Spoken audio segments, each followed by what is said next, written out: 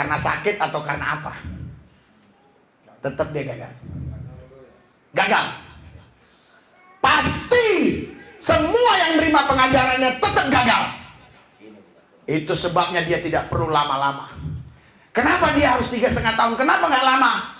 Karena lama-lama tidak akan membawa perubahan. Karena bukan yang diajarkannya itu, saudara, yang membuat Anda, sorry nih ya, ini harus paham bahasa saya. Bukan karena huruf-huruf yang diajarkannya itu yang membuat Anda selamat, tetapi pengorbanannya di atas Golgota itu yang membuat Anda selamat. Berikan sorak-sorai buat Tuhan. Terus Pak, pengajarannya itu buat apa? Pengajarannya itu buat ketika kau sudah selamat, supaya kau hidup dalam pengajarannya.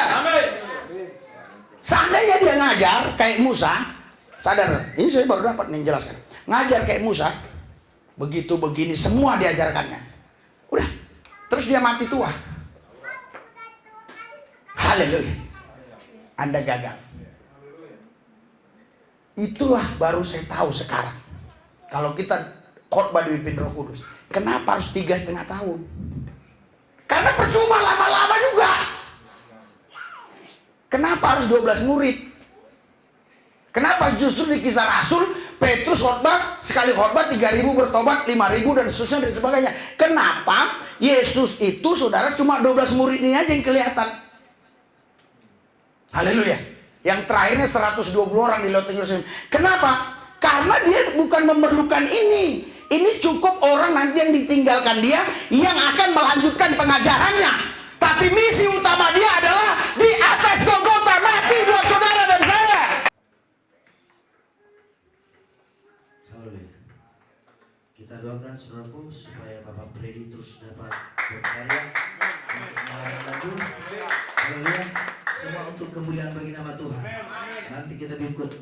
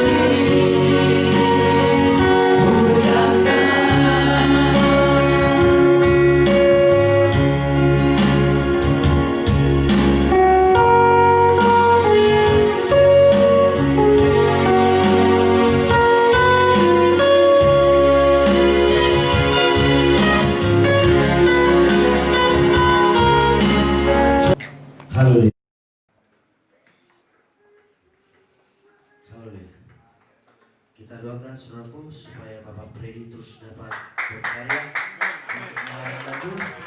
Haleluya. Semua untuk kemuliaan bagi nama Tuhan. Nanti kita ikut kebenaran firman-Mu Tuhan. Urapi hamba-Mu Tuhan Yesusku, supaya kata kalimat yang disampaikannya semua berasal daripada Tuhan, penuh kuasa, penuh urapan untuk menggoncangkan dunia ini Tuhan, sehingga setiap lutut bertelut, semua lidah mengaku bahwa Yesus adalah Tuhan. Kami percaya umat Tuhan di tempat ini berkati dengan kebenaran firman Tuhan, dan pemirsa YouTube yang ada akan diberkati lewat pemberitaan firman Tuhan dari tempat ini. Kami akan mendengar Tuhan banyak kesaksian, di mana-mana akan terjadi pertobatan, di mana-mana akan terjadi penuaian jiwa-jiwa. Terima kasih Tuhan Yesus. Kami serahkan pemberitaan firman Tuhan dalam tangan Tuhan. Haleluya, haleluya. Kita kasih pujian saudaraku. Haleluya.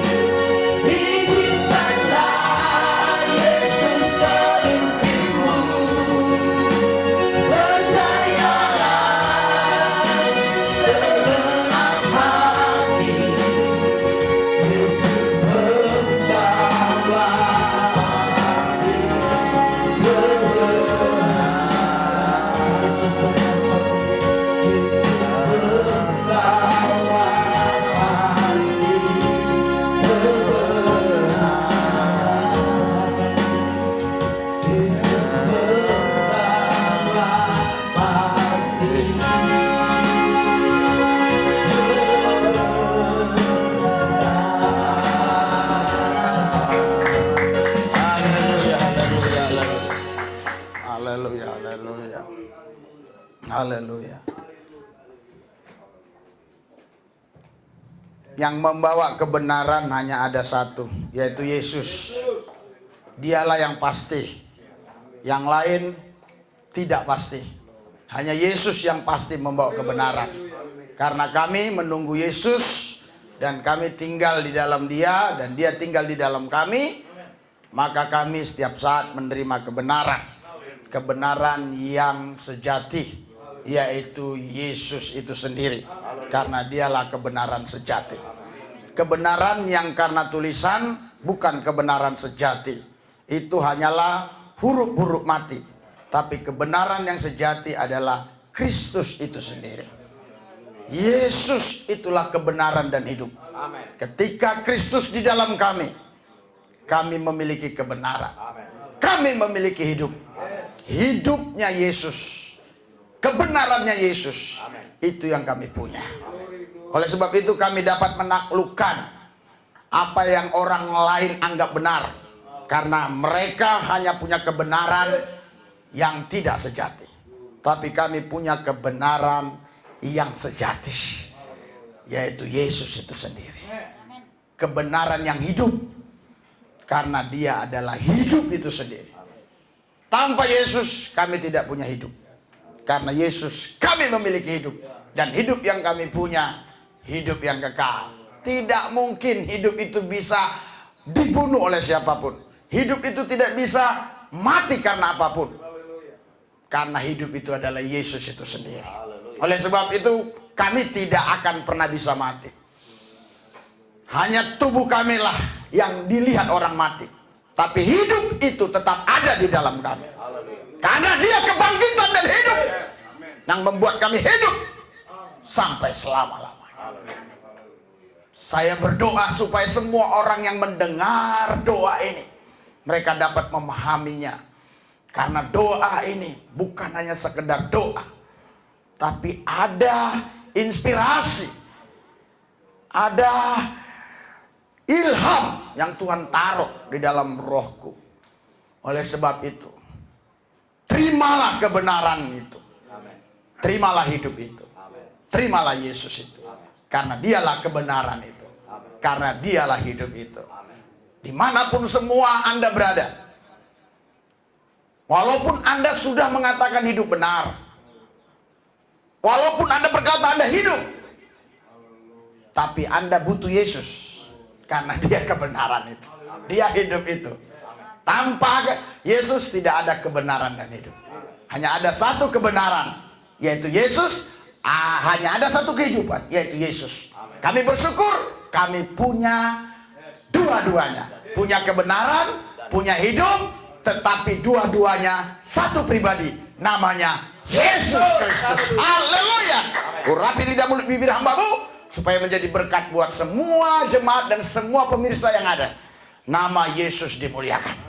Kuasa setan, iblis, roh jahat sudah dikalahkan dalam nama Yesus. Tempat ini dalam perlindungan Yesus, tidak ada seorang pun yang berani mengganggu-gugatnya. Karena kami ada di tempat ini bukan perintah manusia, tapi Tuhan sendiri yang memerintahkan kami untuk menjalankan pesta domba Allah pada hari ini. Itu sebabnya kami yakin betul dari awal pertengahan sampai akhirnya kami aman menyembah, memuji, dan mendengarkan firman Allah sampai selesai. Semuanya dalam kondisi baik-baik saja, aman-aman saja, karena Tuhan di pihak kami. Kalau Tuhan di pihak kami, siapa yang dapat lawan kami? Tidak ada. Karena dialah satu-satunya nama yang paling tertinggi. Tidak ada lagi nama yang bisa menandingi nama itu. Karena itu kami percaya, sekalipun banyak nanti nama-nama yang ingin mengganggu-gugat, tetapi ketika melihat nama yang tertinggi, yaitu nama Yesus, nama-nama lain akan tunduk. Akan tunduk. Akan tunduk. Karena mereka tahu apa arti sebuah nama. Haleluya. Kami mengenal nama itu. Dan kami tahu arti nama itu. Nama Yesus punya arti yang sangat dalam, dahsyat, dan luar biasa, yang menaklukkan segala nama-nama di muka bumi, termasuk coronavirus. Sudah dikalahkan in the name of Jesus Christ. Kami semua sehat walafiat. Sehat walafiat. Kami tidak ditakutkan, kami tidak diragukan. Hanya berita-berita yang terus bertambah jumlah orang-orang yang kena COVID-19. Sudah hampir 24.000 atau lebih. Tapi kami tetap sehat. Karena kami punya kebenaran. Dan punya kehidupan. Haleluya. Yesus dahsyat. Yesus ajaib.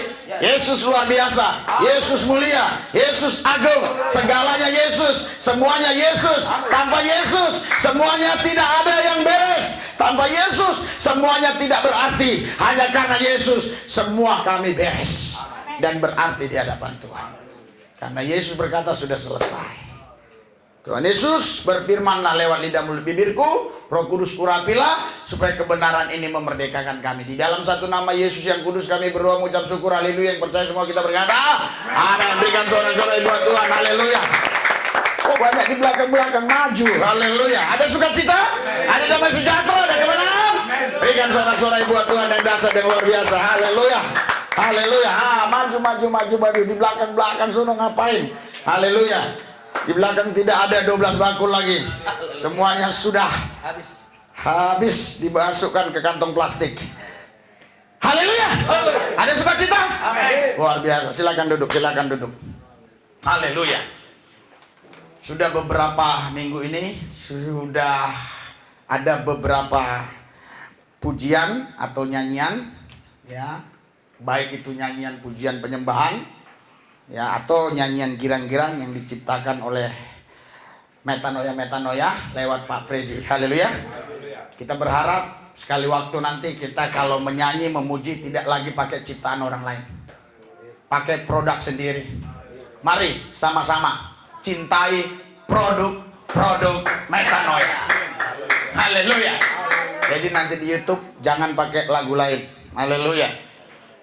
Selain ada sanksinya copyright, juga kita sekarang sudah mandiri punya lagu-lagu sendiri.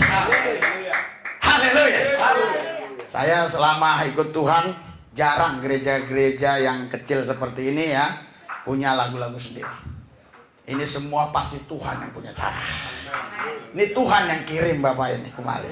Haleluya. Kalau bukan Tuhan nggak mungkin. Jauh-jauh sekali dari sana kemari. Haleluya. Setia.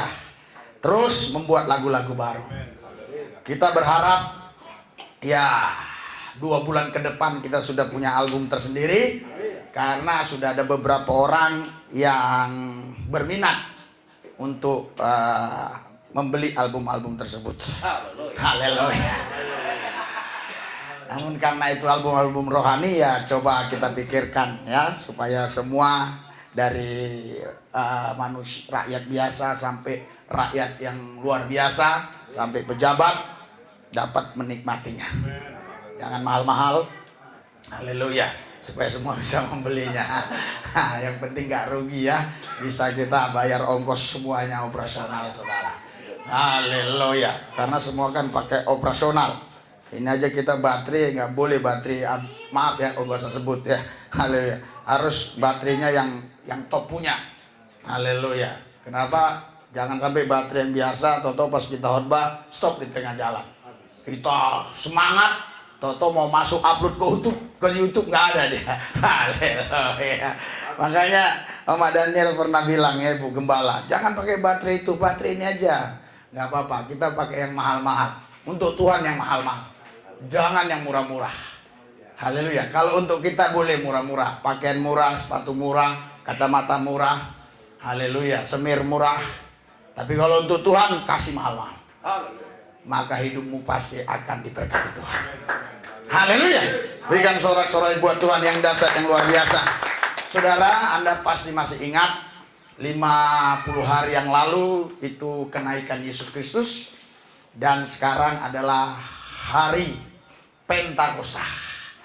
Jadi ada hari-hari raya di dalam Alkitab, tetapi saya tidak membahas hari-hari raya yang lainnya. Hari raya yang saya bahas hari ini adalah hari Pentakosta. Kenapa ada hari Pentakosta? Hari Pentakosta itu hari ke-50. Kenapa itu ada, saudara? Karena ada kisah di sana, ada sejarah yang dahsyat, yang luar biasa, di mana Roh Kudus turun di loteng Yerusalem. Apa itu Roh Kudus? Roh Kudus itu adalah pribadi Kristus itu sendiri. Kenapa dia harus datang kembali? Karena dia tidak mengizinkan Anda ini yatim piatu. Amin. Anda harus tetap disertai sampai kesudahan zaman. Tapi Yesus tidak mungkin datang lagi lahir dari rahim wanita. Dia tidak mungkin lagi datang sebagai seorang bayi. Karena kalau dia datang sebagai seorang bayi lagi, maka dia tetap terbentur dengan ruang dan waktu fisiknya. Itulah sebabnya dia datang dalam pribadi Yesus, dalam pribadi Roh Kudus itu sendiri. Oleh sebab itu, saudara, hari ini hari yang berbahagia bagi orang-orang Kristen, orang-orang percaya. Karena hari inilah hari pencurahan Roh Kudus itu di loteng Yerusalem. Saya berdoa Anda diberkati sekali waktu Anda bisa ke loteng Yerusalem dan Anda bisa melihat di sana. Begitu luar biasanya pengunjung-pengunjung yang datang, sampai kadang kita harus desak-desakan. Karena ada satu cerita kisah yang luar biasa di mana Roh Kudus dicurahkan oleh Tuhan Yesus. Haleluya. Saudara, Yesus tidak meninggalkan kita yatim piatu. Kita sebenarnya lebih luar biasa dibandingkan para rasul, para nabi. Mungkin orang yang mendengar ini agak sedikit risih telinganya. Tapi dengar baik dengan rendah hati. Biar saya jelaskan dengan rendah hati juga. Haleluya. Kenapa? Karena waktu di zaman Yesus, ya, murid-murid hanya bisa melihat dan merasakan hadirat Tuhan ketika bersama Yesus. Dan kalau pribadi Yesus ada di Yerusalem, dia tidak ada di Irak dan tidak ada juga di Belanda. Karena dia terbentur fisik. Itulah sebabnya, saudara, Yesus yang kita sembah itu sebenarnya bukan fisiknya, tapi roh. Karena Allah yang kita sembah adalah roh. Allah yang roh itulah yang tidak terbatas. Namun murid-murid Yesus, mereka hanya berharap pada fisik tersebut. Itu sebabnya mereka bersedih hati. Kalau Anda baca di Kisah Rasul 1, 2, mereka bersedih hati waktu Yesus naik ke sorga. Mereka lupa Sebelum Yesus naik ke sorga, mereka kumpulkan murid-muridnya. Dan Yesus berkata, jangan kamu pergi dulu melayani, memberitakan Injil. Karena ada ular, ada singa, ada bahaya di depan sana. Saya harap Anda paham. Ular bukan maksudnya ular beneran yang Anda pikirkan. Singa bukan maksudnya singa beneran. Tapi maksudnya adalah tantangan, challenge, kuasa-kuasa gelap, iblis setan yang menghadang mereka kalau mereka pergi dengan kekuatan manusia mereka. Itu sebabnya Yesus bilang, jangan pergi dulu, tunggu di loteng Yerusalem. Haleluya. Pas mereka menyembah terus. Hari pertama, hari kedua, hari ketiga, hari keempat, hari kelima, sampai hari terakhirnya, penuhlah mereka dengan bahasa-bahasa baru yang kita kenal dalam Alkitab bahasa roh. Jadi kalau ada pendeta mengatakan bahasa roh itu tidak relevan lagi, tidak ada lagi, pendeta ini keliru. Bahasa roh itu kekal selama kita masih ada di bumi. Kenapa? Karena bahasa roh itu memang adalah bahasa yang Roh Kudus beri kepada setiap orang yang sudah menerima Roh Kudus itu sendiri.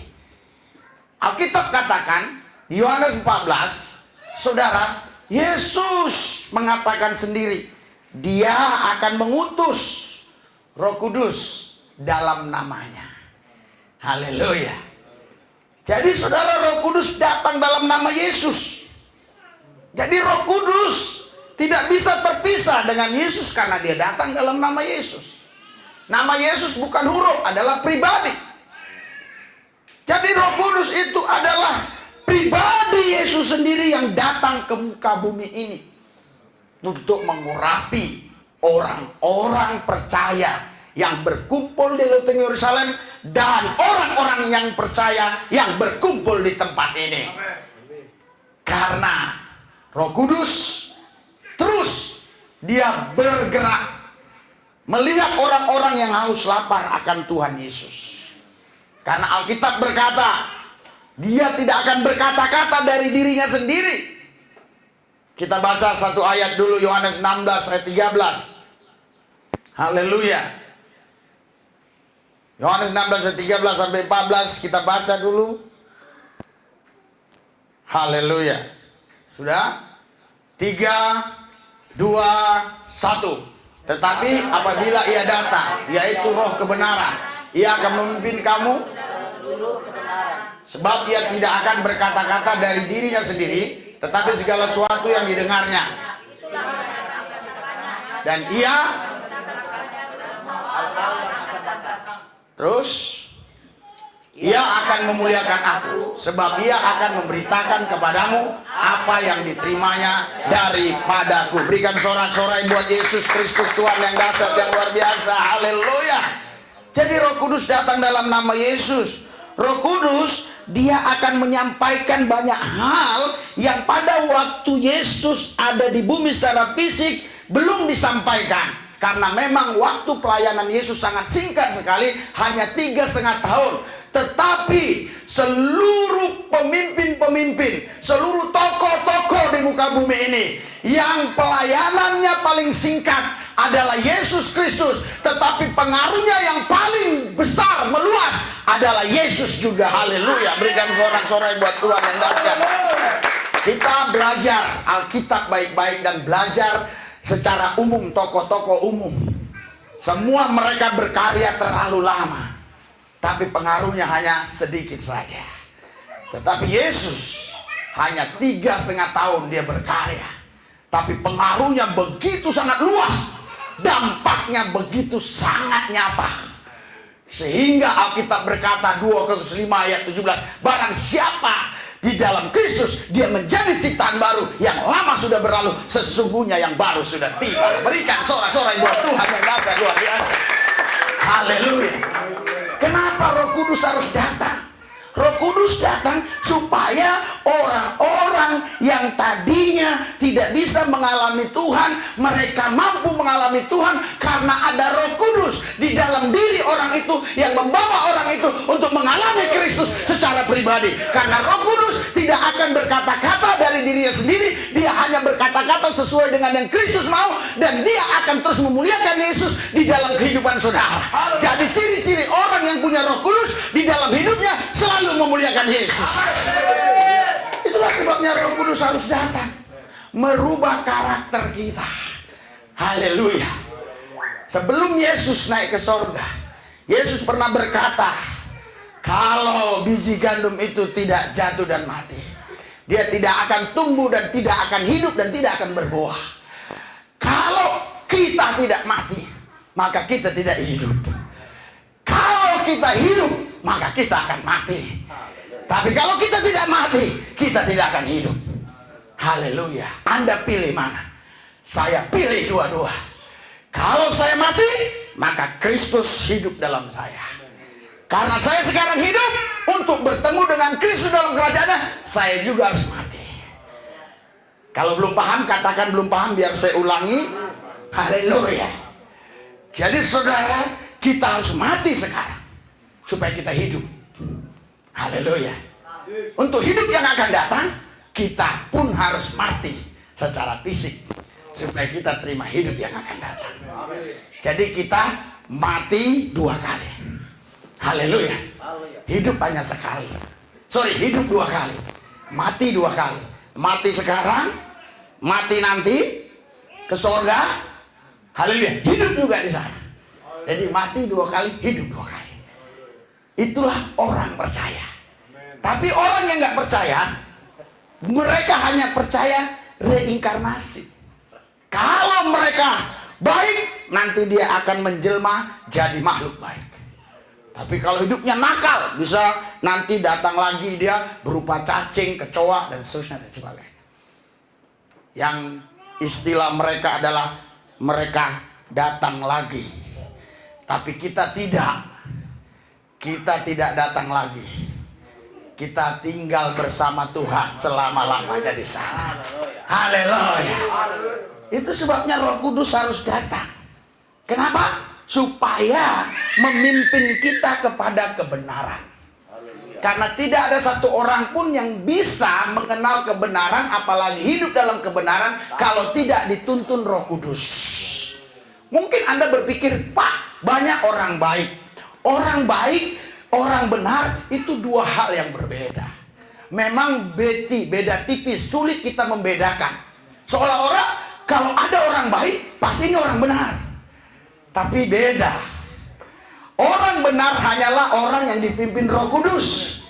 Orang baik bisa semua jadi orang baik. Tapi orang benar hanya orang yang dipimpin Roh Kudus. Karena Roh Kudus akan memimpin orang kepada seluruh kebenaran. Siapa yang ngomong? Alkitab yang bicara. Haleluya. Itu sebabnya saudara, banyak orang terkecoh. Mereka berkata, ngapain jadi orang Kristen? Lihat tuh orang Kristen tuh lebih jahat.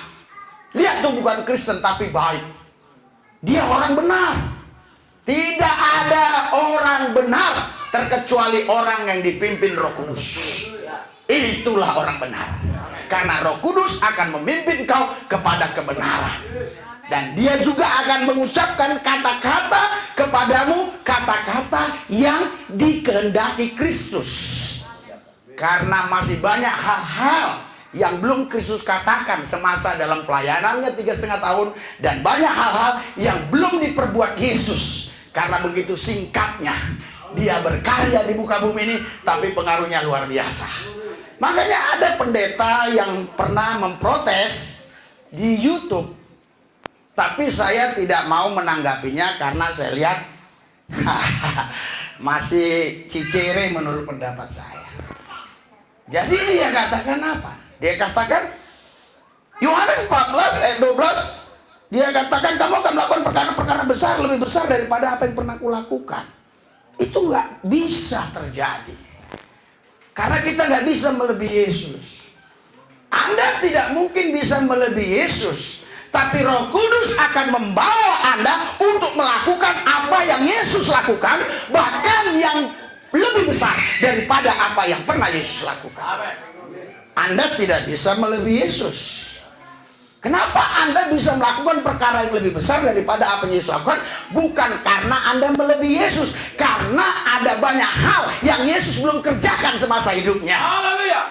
Haleluya. Ada banyak program yang sekarang dilakukan oleh Pak Jokowi ini, direalisasikan. Itu bukan program dia semua. Itu program-program yang dulu, yang terhambat. Jadi nanti pun kalau Pak Jokowi misalnya, maaf cakap, sudah selesai tugasnya, atau misalnya tiba-tiba meninggal dunia, kita juga nggak ngerti, program itu akan dijalankan oleh presiden yang selanjutnya. Haleluya. Jadi saudara, Bapak Ibu sekalian, itu sebabnya Roh Kudus harus datang supaya kita mati. Karena hanya orang yang mati yang bisa melakukan apa yang dimiliki Tuhan. Hanya orang yang mati yang bisa melakukan kehidupan Kristus. Orang yang hidup tidak akan mampu melakukan kehidupan Kristus.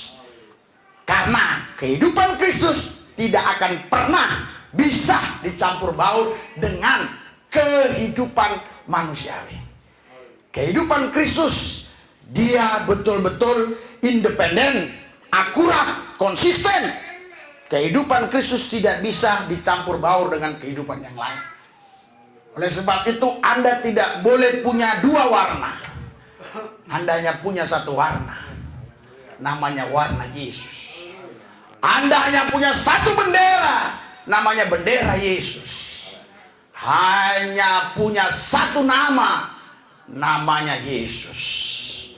Tidak boleh dicampur baur dalam hal rohani. Banyak orang hal-hal rohani dicampur dengan hal-hal yang duniawi. Kenapa? Karena ketidakmampuan dia untuk hidup dalam kebenaran. Itu sebabnya Roh Kudus harus datang. Haleluya. Haleluya. Haleluya.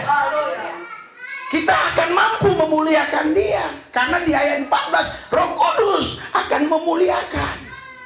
Dia, Roh Kudus akan membawa kita untuk memuliakan Yesus. Kenapa Yesus harus dimuliakan? Karena dia raja di atas segala raja. Zaman-zaman kerajaan, raja-raja harus dimuliakan. Sampai ada raja yang terlalu ekstrim, lupa diri, mengaku dirinya Tuhan, seperti Firaun. Tapi Yesus, dia bukan raja biasa. Dia raja di atas segala raja. Dia harus kita muliakan. Tadi lagu-lagu tadi bagus, semuanya lagu-lagu yang memuliakan Yesus. Saya sedih kalau di satu gereja nama Yesus itu sudah tidak dimuliakan lagi.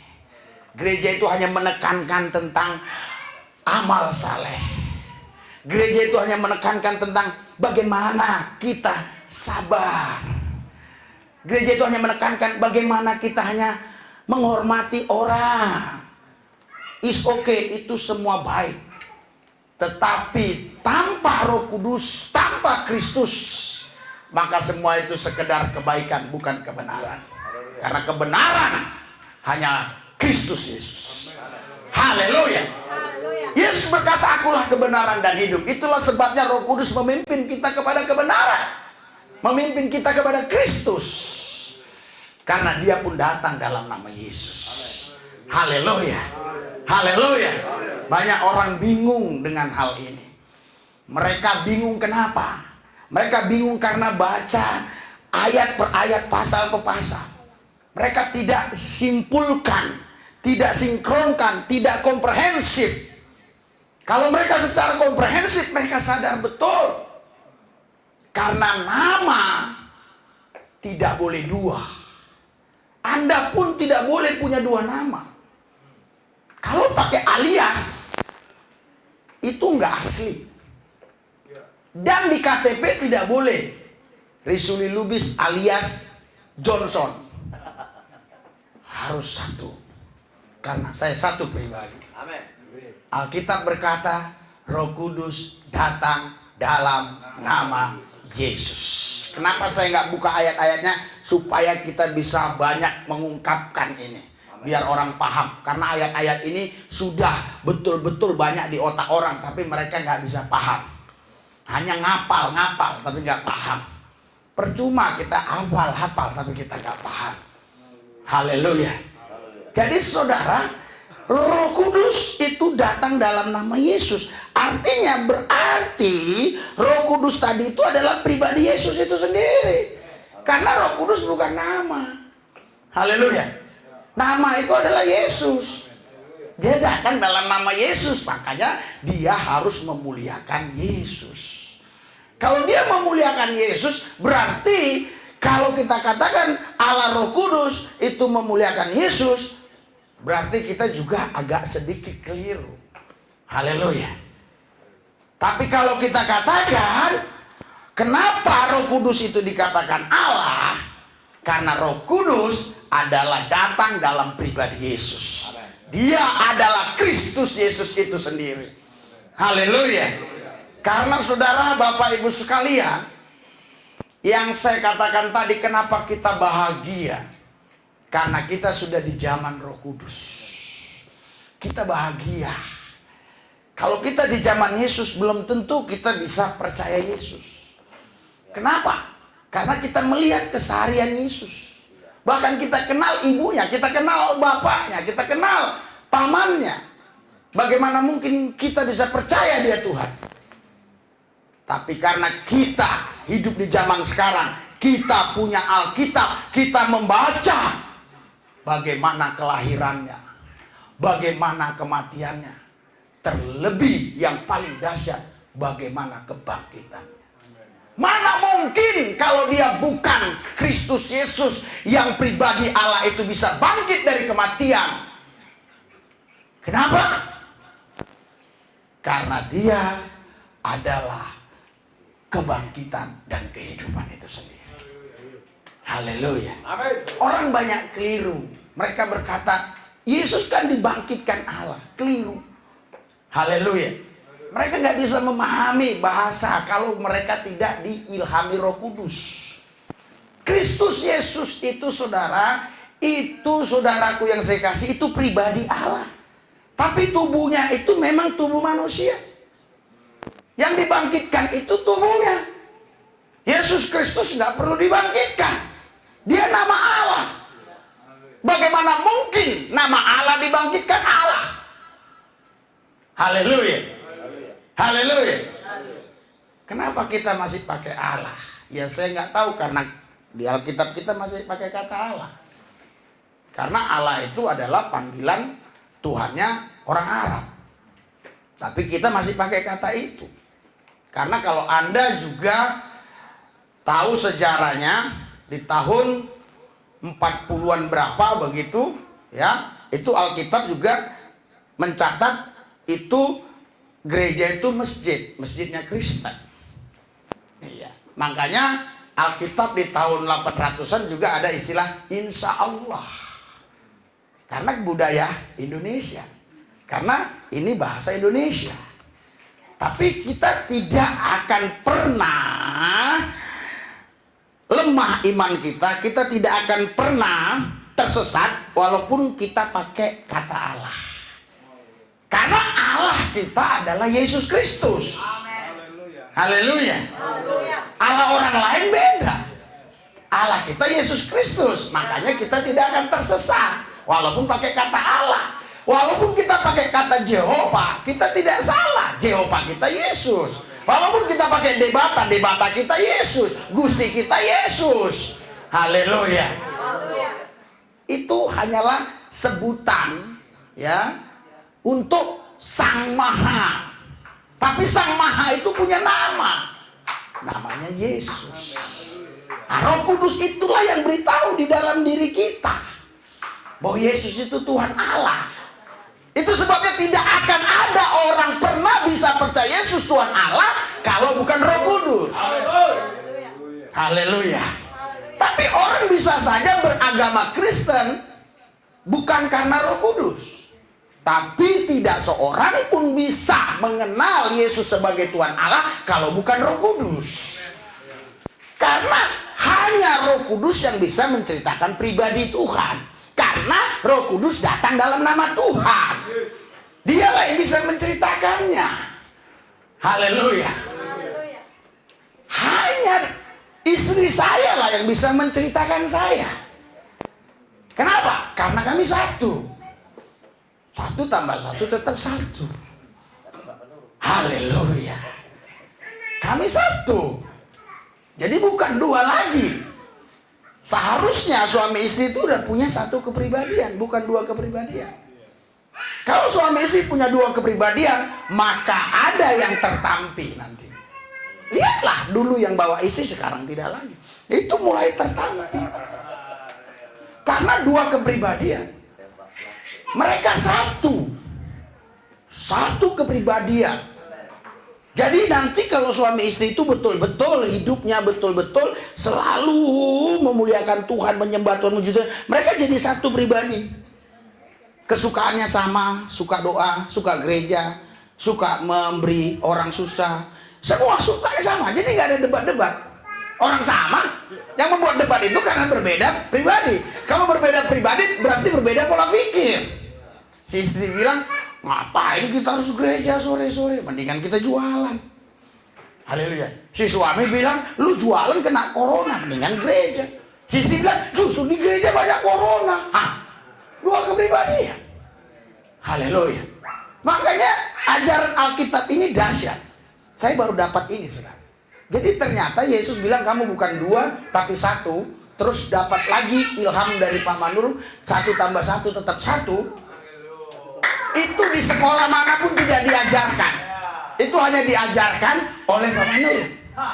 1 + 1 tetap 1. Haleluya. Saya tambah istri saya tetap 1. Tambah Daniel beda. Itu sebabnya banyak orang nggak paham, nggak ngerti. Mereka terlalu menyanjung orang tuanya, padahal dia sudah punya istri, punya suami, tetapi mendahulukan orang tua. Oh Pak, kita harus menghormati. Iya, kita harus menghormati orang tua. Tetapi orang tua kita dengan kita bukan satu. Itu persoalan. Itu masalah. Sedangkan saya sama istri saya adalah satu. Tapi saya sama mertua saya bukan satu. Dia sama mertuanya juga bukan satu. Jadi saudara, yang bisa dijadikan satu hanyalah suami istri. Teman tidak bisa. Haleluya. Keluarga tidak bisa. Hanya suami istri yang bisa dijadikan satu. Siapa yang ngomong? Alkitab. Tidak pernah Alkitab berkata, haleluya, mertua tambah menantu jadi satu. Tapi suami istri itu satu. Haleluya. Makanya anda ini yang masih muda, yang belum menikah, saya ajarkan sekarang. Ketika anda menikah, Alkitab bilang anda sudah meninggalkan yang namanya keluarga anda. Anda tidak lagi diintervensi atau dibudakin oleh keluarga anda. Anda sudah merdeka karena anda sudah menjadi satu dengan suami, dengan istri. Suami istri menjadi satu. Pak, jadi nanti kita nggak bisa mengabdi ke orang tua? Pasti bisa. Karena suami istri ini punya satu pribadi. Karena mengabdi ke orang tua itu adalah ajaran Tuhan juga. Tapi Tuhan berkata di Efesus, dia katakan, taatilah orang tuamu dalam Tuhan, tapi hormatilah bapak ibumu. Artinya standarnya Alkitab. Orang tua di dalam Tuhan itu adalah saya bagi saudara. Jadi anda tanya dulu, Pak, boleh nggak ini kasih suami saya? Boleh nggak ini? Boleh nggak ini kasih mertua saya begini-begini? Nanti akan saya tanya, kamu udah konsultasi, udah rapat terbatas dengan istri? Oh belum? Buat rapat terbatas dulu. Kompak dulu. Karena mereka satu. Haleluya. Makanya kalau terjadi perceraian, menurut undang-undang negara pun mertua tidak dapat. Karena itu lain. Yang dapat satu ini, karena yang satu ini mau dipisahkan. Tapi biadaban Tuhan nggak bisa dipisahkan. Tapi dasar manusia bejat, dia pisahkan. Karena dia pisahkan, harus ada pembagian harta gonogi. Tapi sebenarnya tidak boleh dipisahkan. Amin. Haleluya. Kalau ada orang Kristen cerai, itu bukan ajaran Alkitab, tapi itu adalah ajaran manusia. Ajaran manusia kita tolak dalam nama Yesus. Kita hanya terima ajaran Alkitab. Jadi Roh Kudus datang untuk membawa kita kepada kebenaran. Untuk kita hidup dalam kebenaran, kita harus mati. Haleluya. Karena kalau nggak mati, kita nggak bisa hidup dalam kebenaran. Kita akan hidup dalam aku. Aku. Aku maunya tidur, padahal sudah jam doa. Aku maunya tidur, padahal sudah jam gereja. Aku maunya shopping, padahal ada doa di gereja. Karena aku. Itu sebabnya Roh Kudus harus turun. Haleluya. Haleluya. Haleluya. Saudara, Bapak Ibu sekalian, yang kedua, kenapa Roh Kudus harus diterima oleh orang-orang Kristen? Kenapa Roh Kudus harus diterima oleh orang-orang Kristen? Supaya punya keberanian untuk memberitakan Kristus. Karena hanya Roh Kudus yang berani memberitakan Kristus. Pak, ada Pak orang nggak penuh Roh Kudus, tapi dia berani memberitakan Kristus. Itu bukan berani, tapi nekat. Nekat dan berani beda. Haleluya. Teroris itu nekat, dia bukan pemberani. Makanya dia menyembunyikan diri. Tiba-tiba bom, meledak.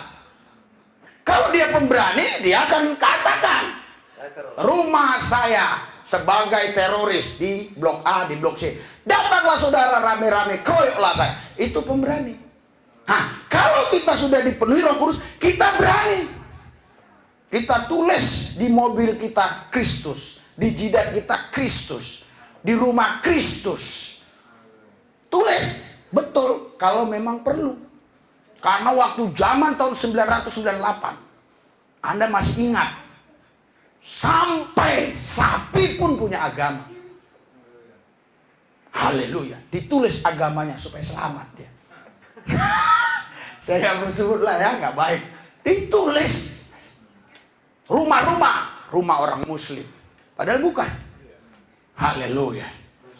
Saudara, Anda harus punya keberanian untuk memberitakan Kristus. Pak, saya sekarang belum berani. Oleh sebab itu, terimalah Roh Kudus. Supaya kau punya keberanian. Haleluya. Haleluya. Terima Roh Kudus. Kalau kau nggak terima Roh Kudus, kau tidak punya keberanian untuk memberitakan nama Yesus. Tapi kau berani untuk berkelahi di terminal. Kau berani berantem, jambak-jambakan. Iya, karena mama-mama, ibu-ibu kalau berantem jambak-jambakan. Mereka nggak bisa tinju. Karena ada badan tertentu yang menghambat mereka untuk bertinju. Dia jambak-jambakan aja. Tapi untuk memberitakan Kristus nggak berani. Itu banyak terjadi. Tapi kalau orang penuh Roh Kudus, dia jambak-jambakan takut, dia bertinju takut, tapi beritakan Kristus berani aja. Kau tahu nggak? Yesus itu Tuhan dan Juru Selamat. Dia Allah satu-satunya, tidak ada lagi Tuhan Allah yang lain. Hanya Dia satulah Juru Selamat. Terimalah Yesus supaya kau selamat. Percayalah Yesus supaya kau selamat. Terus datang 5 orang melototin dia. Malah bilang, kenapa kau melotot? Aku memberitakan Yesus. Yesus mengasihimu. Tambah melotot lagi. Kau bilang, jangan. Dalam nama Yesus. Tambah melotot lagi. Tapi kau tidak akan pernah gentar. Karena ada Roh Kudus yang membuat kau berani. Sekali waktu saya beritakan Injil di kereta api. Atau di kereta. Waktu itu masih ada kereta yang namanya kereta klutuk. Itu jadi dia mesinnya di depan itu pakai kayu bakar. Waktu itu saya ke Surabaya. Bunyinya saya masih ingat. Mari jajan, gak ada duit. Mari jajan, gak ada duit. Mari jajan, gak ada duit. Mari jajan, gak ada duit. Gitu dia. Tapi kalau sekarang kereta apinya lain. Kita naiknya dari Gambir. Bunyinya lain. Sukses, sukses, sukses, sukses. Jadi kereta api aja bisa berubah. Dari mari jajan gak ada duit bisa jadi sukses. Apalagi Anda dan saya pasti bisa berubah. Haleluya. Haleluya. Jadi saudara bisa dirubah oleh Tuhan yang tadinya pengecut, takut, ciut, punya keberanian. Haleluya. Bahkan saya tidak salahkan Anda. Kalau memang Anda masih kerja-kerja, misalnya ya, penyanyi atau pemusik di bar, tapi Anda harus tunjukkan bahwa Anda pengikut Kristus. Haleluya. Oh iya Pak, saya tunjukkan. Gimana caranya? Ya, mereka minum alkohol, saya minum alkohol. Mereka mabuk, saya mabuk. Mereka ini pacar cewek-cewekan ya, saya ikut-ikut main cewek, main cowok sih. Enggak, Anda hanya di sana ingin jadi garam dan terang. Haleluya. Justru saya berdoa supaya bar diskotik ini bisa kita rebut, dijadikan gereja. Bagaimana caranya? Tidak mungkin pendeta bisa datang ke sana. Anda adalah. Iya. Anda tidak harus ke sana harus lagu Yesus ajaib, Tuhanku ajaib, tidak. Anda mungkin nyanyinya nyanyi biasa. Nyanyi yang kita anggap nyanyi dunia tapi tidak serono. Haleluya. Jangan pula nyanyi Garuda Pancasila, mana diterima.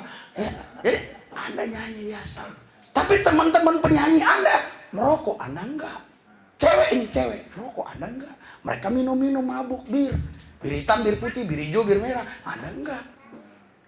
Hanya Anda bawa ke sana hanya anggur dari Israel. Itu pun sedikit dalam nama Yesus. Haleluya. Itu anggur apa? Ini darah Kristus. Lo boleh? Boleh. Oh kalau gitu enak kok dari Kristen. Jadi kita bisa lepaskan ini, kita minum darah Kristus. Karena di agama lain nggak ada. Nggak ada gantinya. Kita punya ganti semua. Dulu saya, kenapa saya suka sekarang joget-joget? Karena ada gantinya. Dulu saya suka di bar, diskotik. Lilin-lilin putih, terimalah salamku. Kan gitu. Haleluya. Sekarang di gereja. Makanya saya ikut gereja begini. Coba saya ikut gereja yang begini. Garuda Pancasila, aku paduku. Saya ikut gereja yang begini. Ya karena sesuai dengan saya dulu. Bukan saya bilang salah benar, bukan, sesuai saja. Enak saja, habit saya sama gitu loh. Haleluya. Saudara, Anda dibentuk oleh Roh Kudus bukan berarti Anda dibuang hobi Anda. Tidak. Anda dibentuk Roh Kudus, hobi Anda itu diarahkan kepada hobi yang ilahi. Berikan sorak-sorai buat Tuhan. Haleluya. Nanti ketika Anda sudah lama di sana, baru banyak orang bertanya, lu memang penyanyi di bar ini, tapi lu hanya cukup nyanyi langsung, nggak mau ikut bergaul dengan kami, mabok, yang lain-lain. Kenapa? Saya di sini hanya bekerja, mencari nafkah. Saya pengikut Kristus. Haleluya. Haleluya. Oh kalau kau di gereja kau bilang pengikut Kristus, semua orang bisa. Di gereja pengikut Kristus, ya pasti pengikut Kristus orang di gereja. Tapi di luar sana nanti habis itu ngapain? Nah itu persoalan. Mana mungkin di gereja Anda bawa anggur putih, anggur merah, ataupun bir hitam putih, nggak mungkin. Haleluya. Saudara, Bapak Ibu sekalian, jadi Roh Kudus datang memberikan kepada kita keberanian untuk memberitakan Injil. Itu sebabnya Yesus berkata, jangan kau pergi dulu beritakan Injil. Tunggu di loteng Yerusalem. Supaya kau nanti waktu beritakan Injil, bukan beritakan Injil hanya dengan kata-kata, tetapi dengan kuasa. Amin. Berikan sorak-sorai buat Tuhan yang dahsyat dan luar biasa. Haleluya. Karena kerajaan Allah bukan terdiri dari perkataan, tapi dari kuasa. Kata Korintus 1 Korintus 4 ayat 20. Itu sebabnya Roh Kudus harus datang. Roh Kudus harus hadir dalam hidupmu. Baru kau punya kuasa. Oh Pak, tapi saya sekarang masih nakal Pak, masih jahat, masih berdosa. Kalau kau bisa kudus tanpa Roh Kudus, artinya kau bukan milik Kristus. Sekali lagi, kalau kau bisa orang benar tanpa Roh Kudus, kau bisa jadi kudus tanpa Roh Kudus, kau bukan milik Kristus. Anda paham? Justru karena kau tidak bisa benar tanpa Roh Kudus, dalam kondisimu yang tidak benar ini, cari Roh Kudus, cari Roh Kudus. Minta 10 hari 2 malam cari Roh Kudus. Minta. Oh Pak, kan nggak boleh diminta-minta, itu karunia. Saudara, karunia artinya pemberian Tuhan cuma-cuma. Tetapi bukan berarti nggak boleh diminta. Haleluya. Sekarang gini, saya punya handphone nih. Oke, saya punya karunia, kasih karunia. Saya orang punya kasih karunia, orang baik. Yang suka ngasih-ngasih. Haleluya. Kadang-kadang ada orang nggak minta, yang saya kasih. Tapi ada yang minta, saya rasa lebih gampang saya ngasih yang minta. Haleluya. Makanya minta akan diberi, cari dapat, ketuk pintu-pintu dibuka. Haleluya. Tapi kenapa Anda nggak mau minta? Kenapa Anda nggak mau cari? Kenapa Anda nggak mau ketuk? Bukan nggak mau minta, Pak, segan. Kenapa Anda segan? Haleluya. Yang satu bilang nggak mau menyibukkan Tuhan. Lah, haleluya. Saudara, inilah luar biasanya Tuhan yang kita sembah. Dia justru suka disibukkan oleh kita. Karena dia bukan Tuhan pengangguran. Dia Tuhan yang bekerja mendatangkan kebaikan bagi setiap orang yang mengasihi dia. Berikan sorak-sorai buat Tuhan yang dahsyat. Jadi minta. Sudah minta, jangan diam aja, cari. Udah cari, ketok-ketok. Kok nggak buka-buka? Gedor. Anda paham maksudnya? Maksudnya lebih semangat lagi, lebih semangat lagi, lebih semangat lagi. Pak, udah setahun Pak, ini doa belum dapat. Lebih semangat lagi. Udah 2 tahun, lebih semangat lagi. Haleluya. Jadi kalau sampai mati Pak nggak dapat, itu salah kau. Kenapa kau bilang duluan sampai mati? Itu imanmu. Jangan. Orang di hatimu udah berkata sampai mati nggak dapat, ya nggak dapat. Jangan, kau harus percaya dapat, pasti dapat. Itu saya diajarkan di sekolah Alkitab, percaya dapat, pasti dapat. Makanya saya dapat, karena saya percaya dapat. Kalau saya percaya gak dapat, pasti gak dapat. Tuhan berikan keberanian buat kita untuk memberitakan Injil dan untuk mengimani semua firman-Nya.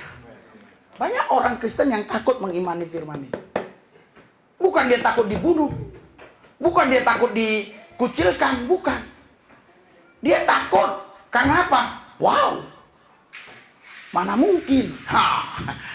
Jadi dia takut karena tidak mungkin. Karena ketidakmungkinan ini membuat dia takut. Sebab apa? Kalau dia nanti doa, dia bicara, bersaksi, nanti gak terjadi, aku malu, dan seterusnya dan sebagainya. Hari ini Tuhan berikan keberanian bagimu untuk memberitakan Injil dan mengimani semua firman ini. Haleluya. Yang terakhir, kenapa Roh Kudus harus turun? Harus dicurahkan di loteng Yerusalem. Kenapa? Karena Adam gugur, dikirim Musa, gugur juga. Nuh, gugur. Maksudnya nggak bisa menyelesaikan persoalan rakyat pada waktu itu, sehingga dikirim air bah. Persoalan rakyat maksudnya di sini bukan persoalan makan minum. Persoalan rakyat di sini membawa orang kepada Tuhan. Gagal. Haleluya. Dikirim nabi yang lain, gagal. Nabi yang lain, gagal. Nabi yang lain, gagal. Yeremia ditolak habis-habisan. Semua gagal. Akhirnya tidak ada cara lain. Seandainya waktu itu orang bisa bertobat hanya dengan kata-kata, Yesus nggak perlu datang. Semua nabi-nabi gagal. Satu-satunya cara harus lewat penebusan. Itulah sebabnya Yesus harus datang. Dan dia secara manusia dia harus mati di atas Golgota. Karena tidak ada cara lain lagi. Karena gagal semua. Gagal. Yesus harus datang.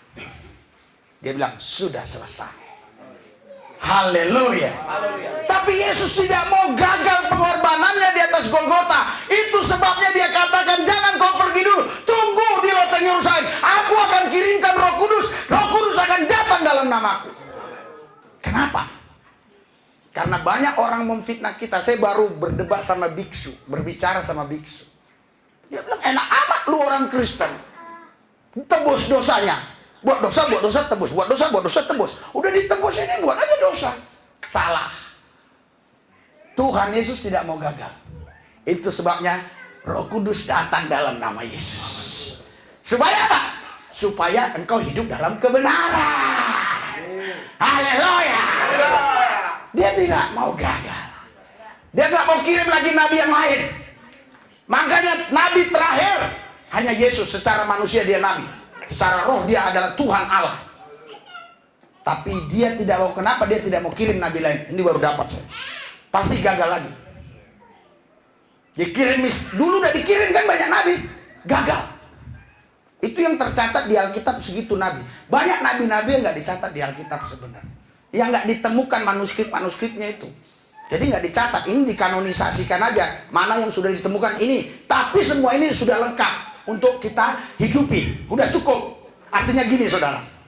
Ya, naik motor, kau sudah bisa lewat di tempat-tempat sempit, itu udah bagus. Tapi kita kalau mau ambil SIM kan disuruh begini-begini. Padahal kalau kita buat begitu di jalan raya, prit. Kenapa kau belok-belok? Maksud saya standarnya naik motor itu ya kau bisa nggak tabrakan, itu standar. Tapi kalau ambil SIM lain lagi. Haleluya. Itu ditaruh di sini, ditaruh di sini, ditaruh di sini. Kau harus begini-begini. Nabrak dikit nggak bisa. Tapi ketika kita lolos, kita praktekkan di jalan, kita ditangkap. Nggak boleh. Emang lu mau jejak apa di jalan? Haleluya. Haleluya. Jadi saudara Bapak Ibu sekalian, Roh Kudus ya itu dikirim Tuhan karena Tuhan tidak mau gagal. Amin. Karena semua sudah gagal. Standar sama semua. Tuhan sudah tahu. Kalau dia kirim lagi nabi, taruhlah Mr. X atau Mr. M lah, Mr. apa kek, terserah. Haleluya. Gagal. Makanya banyak mualaf-mualaf bilang nubuatan banyak, katanya nubuatan Muhammad di Alkitab banyak di Kidung.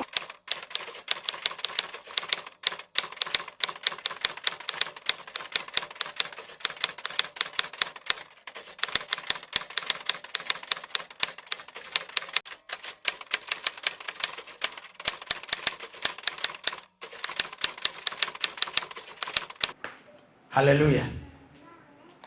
Haleluya.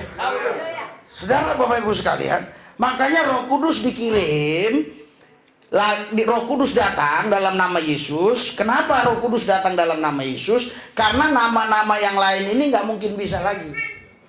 Kalau Roh Kudus datang dalam nama Musa pasti gagal. Roh Kudus datang dalam nama Abraham, gagal. Dalam nama Salomo, gagal. Dalam nama Daud, gagal. Dalam nama siapapun nggak mungkin bisa. Roh Kudus harus datang dalam nama Yesus. Haleluya.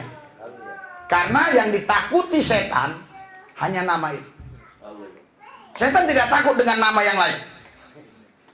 Setan takut dengan orang yang penuh Roh Kudus karena ada nama Yesus. Amin. Kalau kau penuh Roh Kudus tidak ada nama Yesus, setan nggak takut. Karena itu Roh Kudus yang lain. Kau kalau penuh Roh Kudus pasti ada nama Yesus. Karena Roh Kudus datang dalam nama Yesus. Haleluya. Coba Yohanes 14. Yohanes 14. Ayat 27. Haleluya. Haleluya. Yohanes pasal dia langsung ngomong, diutus Bapa dalam namaku, dialah yang akan mengajarkan segala sesuatu kepadamu dan akan mengingatkan kamu akan semua yang telah kukatakan kepadamu. Jadi Roh Kudus itu datang dalam nama Yesus. Di sini seolah-olah Bapa yang ngutus, tapi di ayat lain ya langsung dikatakan Yesus. Siapa yang pernah dengar pengajaran saya?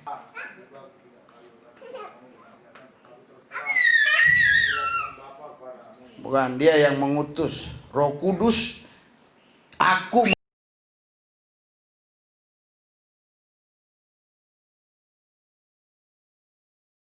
Saudara, Roh Kudus itu datang dalam nama Yesus, dan Roh Kudus diutus Yesus. Kenapa tadi dikatakan Bapa? Karena dia sebagai anak. Dia nggak mungkin sebagai anak berkata, oh saya. Dia sebagai anak manusia. Dia harus menghormati yang namanya kealahan itu. Bapa. Tapi Yesus bilang Bapa dan aku adalah satu. Haleluya. Tapi di ayat lain ada, aku yang mengutus Roh Kudus. Haleluya. Bukan aku yang mengutus. Nanti pasti dapat. Haleluya. Saudara, aku yang mengutus. Yesus berkata demikian. Makanya Roh Kudus datang saudara kepada saudara. Kenapa Roh Kudus diturunkan, dicurahkan di loteng Yerusalem? Supaya mereka tidak gagal. Kenapa Yudas gagal? Anda lihat di Kisah Rasul pasal 2 waktu kepenuhan Roh Kudus, saudara, di situ hanya 11 rasul yang berdiri. Haleluya. Kita lihat ya, di Kisah Rasul pasal 2 itu hanya 11. Yudas tidak ada. Anda bisa buka Kisah Rasul, coba Kisah Rasul 2. Haleluya. Ketika tiba hari Pentakosta, semua orang percaya berkumpul di satu tempat, 120 orang nih. Tiba-tiba turunlah dari langit suatu bunyi seperti tiupan angin keras, memenuhi seluruh rumah di mana mereka duduk. Dan tampaklah kepada mereka lidah-lidah seperti nyala api yang bertebaran dan hinggap pada mereka masing-masing. Maka penuhlah mereka dengan Roh Kudus. Lalu mereka mulai berkata-kata dalam bahasa-bahasa yang lain dan seterusnya. Dan saudara, mereka katakan orang ini mabuk anggur. Tapi tahu nggak di ayat 14? Maka bangkitlah Petrus berdiri dengan ke-11 rasul itu. Haleluya. Dan dengan suara nyaring ia berkata kepada mereka, hai kamu orang Yahudi, kamu semua yang tinggal di Yerusalem, ketahuilah dan camkanlah perkataan ini. Orang-orang ini tidak mabuk anggur seperti yang kamu sangka, karena hari baru pukul 9. Jadi artinya saudara, waktu itu saudara, Yudas sudah tidak ada lagi. Yudas sudah hilang. Petrus bangkit ke-11. Kalau dibilang ke-11 di sini saudara, saya bisa artikan ya ini baru dapat ya. Coba kita lihat, luar biasa ini. Maka bangkitlah Petrus berdiri dengan ke-11 rasul itu. Ini maka bangkitlah Petrus, ya kan, satu kan, satu, dan ke-11 itu katanya Matias yang menggantikan Yudas hilang namanya. Ini masih ada di sini. 11 itu siapa? Berarti tambah si Petrus, berarti 12. Banyak orang bilang, tetap ada yang bilang Yudas yang gantikan dalam kerajaan Allah, tetap Yudas yang masuk surga. Kan sudah digantikan Matias ini. Ini buktinya 1 tambah 11. Saya pun baru dapat ini nih. Karena ini menjadi pertanyaan waktu perdebatan baik saya sama orang tertentu. Dia bilang karena Yudas sudah ditentukan, sudah disiapkan untuk menyalibkan Yesus, dan nanti dia udah di skenario lah, dia udah jadi aktornya di skenario begitu. Tuhan Yesus jadi apa? Aktor ya. Sutradara, Yesus sutradaranya. Jadi sudah disiapkan ini nanti pelakunya. Dia bilang buktinya mana? Matias kok nggak ada lagi, cuma sekali diangkat terus nggak ada. Di sini ada loh. Maka bangkitlah Petrus berdiri dengan ke-11 rasul itu, ke-11 rasul itu. Berarti tetap 12. Kan waktu Yudas, ya, Yudas menghujat mati, terus rasul-rasul kumpul, siapalah yang gantikan dia? Terpilihlah siapa? Matias. Jadi di sini baru ada jawabannya, saya dapat barusan ini. Jadi Roh Kudus itu turun datang karena Yesus tidak mau Anda gagal lagi. Amin. Haleluya. Karena kalau dikirim lagi nabi-nabi lain pasti gagal. Dia harus datang sendiri. Dalam nama Yesus Roh Kudus datang. Jadi sekarang saudara, Anda ini tidak yatim piatu. Karena ada Roh Kudus di dalam engkau. Saudara, saya harap Anda datang lagi minggu yang akan datang, karena ini akan saya lanjutkan lagi. Ya, karena ini jadi perdebatan tentang Roh Kudus itu, bahasa rohnya gimana. Nanti saya akan lanjutkan lagi di minggu yang akan datang. Tapi saya akan selesaikan di sini dulu, karena ini jadi perdebatan.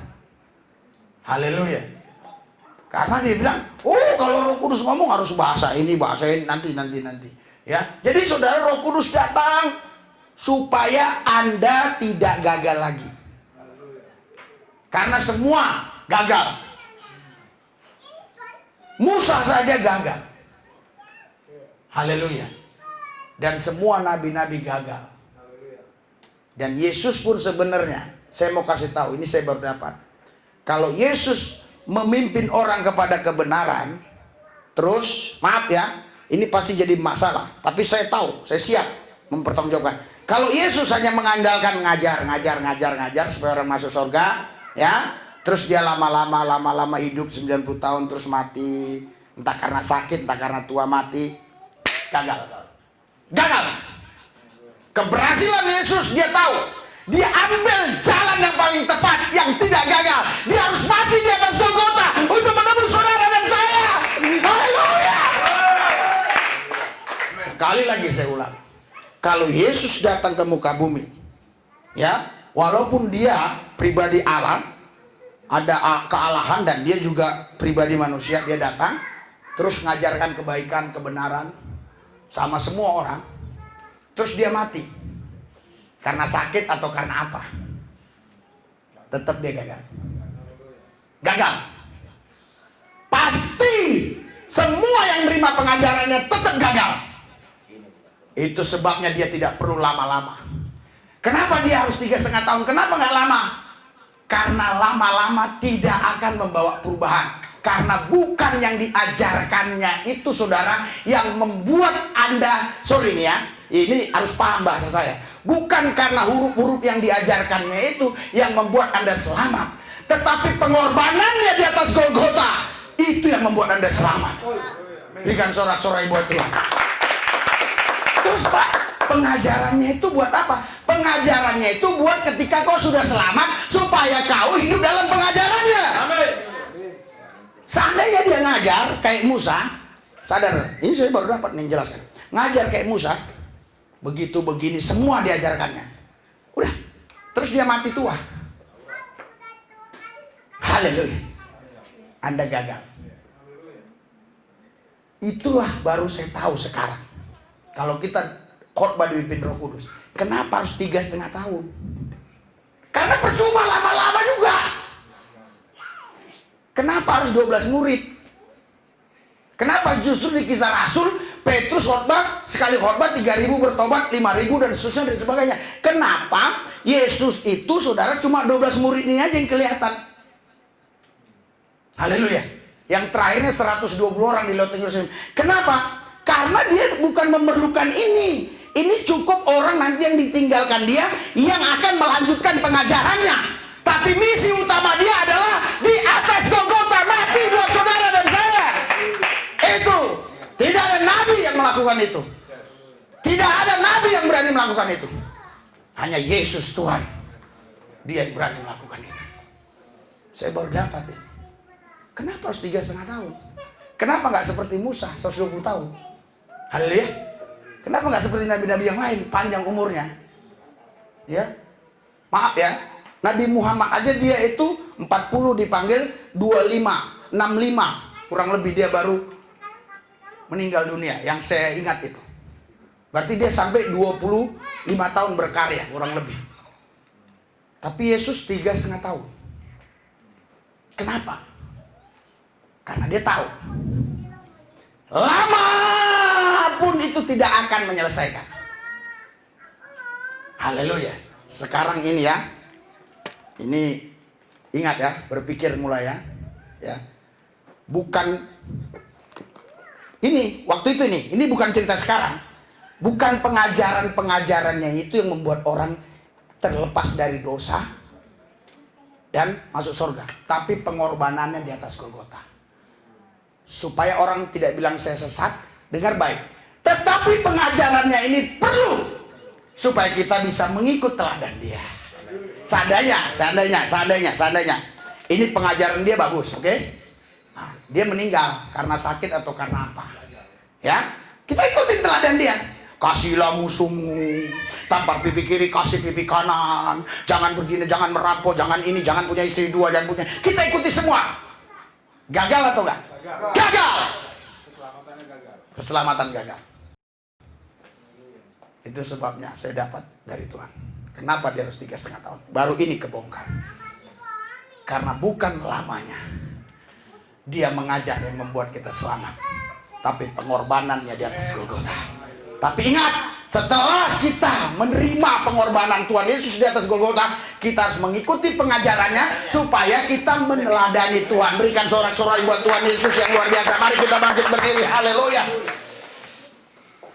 Haleluya. Haleluya. Haleluya. Haleluya. Ikuti dulu saya. Tuhan Yesus luar biasa. Apa yang Tuhan buat?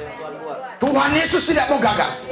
Itu sebabnya Roh Kudus datang dalam nama Yesus, sehingga kami tidak pernah kehilangan Yesus. Karena dia pernah berjanji akan menyertai kami sampai kesudahan zaman. Bagaimana caranya? Caranya kami terima Roh Kudus karena dia datang dalam nama Yesus. Karena nama Yesus itu nama Tuhan Allah kami. Itulah sebabnya kami sampai hari ini bisa mengikut Yesus. Karena ada pribadi Yesus dalam hidup kami. Terima kasih Tuhan Yesus. Dalam nama Yesus kami berdoa.